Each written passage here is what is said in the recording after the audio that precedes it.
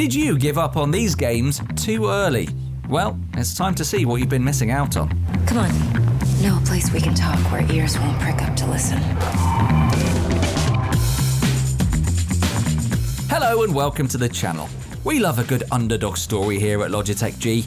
The plucky outsider defeating the odds. The unfancied athlete who topples the titans. The inspirational figure rising up from adversity. The multi-million-dollar video game constantly patching itself for months and months until it's as excellent as everybody hoped it'd be.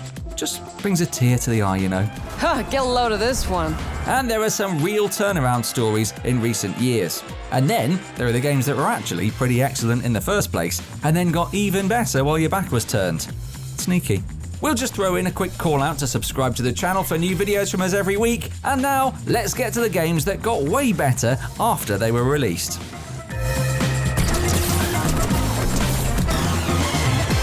Night City recently got a substantial lick of paint in the form of Cyberpunk 2077's next-gen patch. It's not just for next-gen consoles though. All the improvements, fixes, performance optimizations, and the new content carry over to PC too. So if you've been holding off on it until now, this is the opportune moment to finally jack in.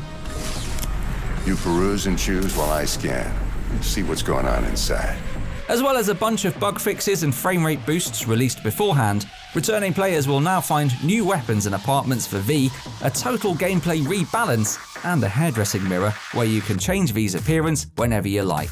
With all those tweaks under the hood, you can just enjoy the experience for what it is now, a grim but often beautiful future vision with tons of variety and RPG depth. And it ain't as bad as you think, okay? Trust me. Guess I got no choice then. We're still not really over what a massive technical achievement Flight Simulator 2020 is.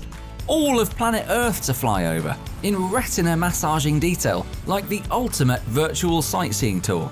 It's just hard to wrap your head around the fact that Bing Maps and some clever algorithms can make a 3D space that's basically bang on with our reality. Given that it's doing all this while also simulating every switch, rudder, and ATC conversation involved in flying a plane, by the way, it's not a massive surprise that at launch you needed a pretty beefy PC to run it, or an attitude of acceptance towards frame rates lower than 30. However, since release, its developers have been working away tirelessly to bring more and more optimizations in, and if you haven't played it since 2020, you'll probably be pretty blown away by the frame rate improvements now. 4K gamers and FPS weedies, you're finally cleared for takeoff. Sea of Chicken Couriers might have been a more apt name for Rare's pirate sim when it first came out. The foundations were there for the incredible swashbuckling adventure, you and your crew manning a galleon, each with your own duties like navigating, working the wheel, or going to sleep on the topsail, and then sailing a gorgeous ocean and hunting for treasure. Except, it took a little while for that whole hunting for treasure part to kick in.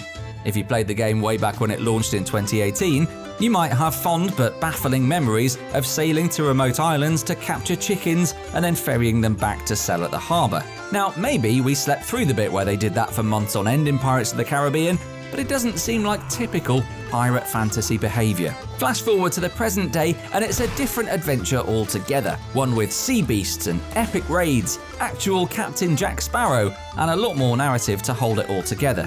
If you were in it purely for the chicken trading though, don't worry, it's still there. Well, I believe that now is the perfect time to use these cannons. Fortnite might win the award for the ultimate gaming glow-up. When it first came out as a PvE base building thingy, people basically ignored it. And it didn't invite it to the cool parties and carried on playing PUBG basically. Epic hasn't confirmed this, but I've read reports saying it couldn't even get a date to prom. So what did it do? In the grand tradition of cinematic wallflowers faced with rejection, it shamelessly reinvented itself to be exactly what the crowd wanted, a battle royale game. It wasn't even that the original was even that bad. It's just that boarding the battle bus and hastily building confusing wooden platforms around people is so good that it totally overshadows the original vision. Now with multiple seasons of skins and emotes, several massive map changes, and record-breaking live events, it's right in the middle of the popular crowd of PC gaming. No Man's Sky is the GOAT of self-improvement. It should be giving TED Talks on how to turn it all around. That's how dramatic its fall and rise has been. We all know the story by now, but just in case, when it came out in 2016, there was quite a bit of confusion about what would be in the space sim and what wouldn't. We all got so excited about that image of jumping in a ship and leaving a planet's atmosphere and then being in space a few seconds later that we wanted to believe it would be our fantasy game. And it wasn't. There were missing features that its developer Hello Games had previously mentioned, and that hurt. But No Man's Sky didn't throw in the anti-gravity boots. Hello Games spent years releasing updates and patches that basically built a whole new game on top of an already vast starting point. And now, years later, it's the fantasy game we hoped for in the first place. Co-op, deep base building, a story, sandworms, and even more environmental variety. Community expeditions, but that's barely even scratching the surface. Well done, No Man's Sky. Offering something like the video game adaptation of The Floor is Lava with extra walking corpses, Dying Light is built on a pretty solid concept. Parkour around in a post-apocalyptic city, don't go wandering off in the dark or you get eaten, and salvage parts to make new weapons. And that was still true, broadly speaking, right up until the sequel came out in 2022. But along the way, Techland expanded Dying Light way beyond expectations. There's hard mode, for example, which doesn't need much explanation, and nor does the Be a Zombie mode when we think about it either. There's also a giant long list of content drops and new player items like the game-changing silencers. But where Dying Light really differs now is that if you're a new player, or at least you were when you last played it 1,000 years ago, it might not seem all that different right now. Because a lot of this new stuff is for high-level players. It's a game that's been expanded specifically for its most dedicated community members. And that means that people who got really into it will basically die to defend it now. They're like the Dark Souls completionists with Platinum Games fanboyism thrown in for good measure. And thus, we don't have a single bad thing to say about it. Are you serious? Next game, please. Find out what this will cost us and come back in one piece. There are silver linings everywhere if you look for them. Losing a round of PUBG means watching some superhumans kill cam and learning what's possible when you get good. Going through a breakup means a brief window of inexhaustible motivation to visit the gym, and 2020's various lockdowns meant that previously obscure indie Among Us surged in popularity when we all discovered what a brilliant little virtual hangout space it is.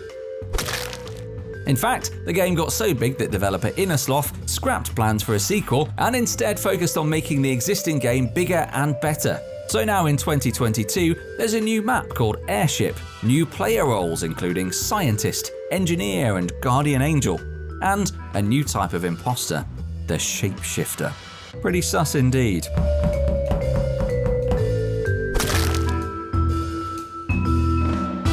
Listen to that music and tell me you aren't back in summer 2020 instantly.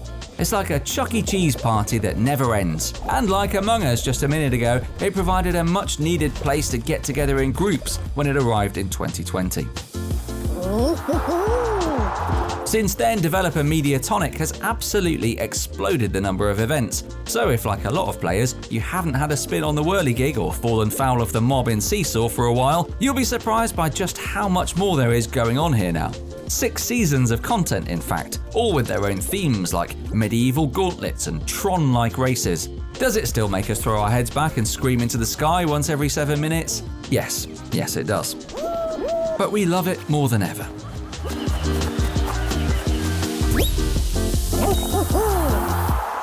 Some of our favourite recent glow-ups from the gaming world there. That Fall Guys music really gets in your head, doesn't it? Must resist the urge to play at work.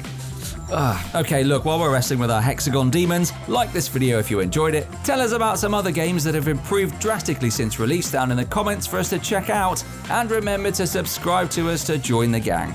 See you next time. Lights out for a minute, all right?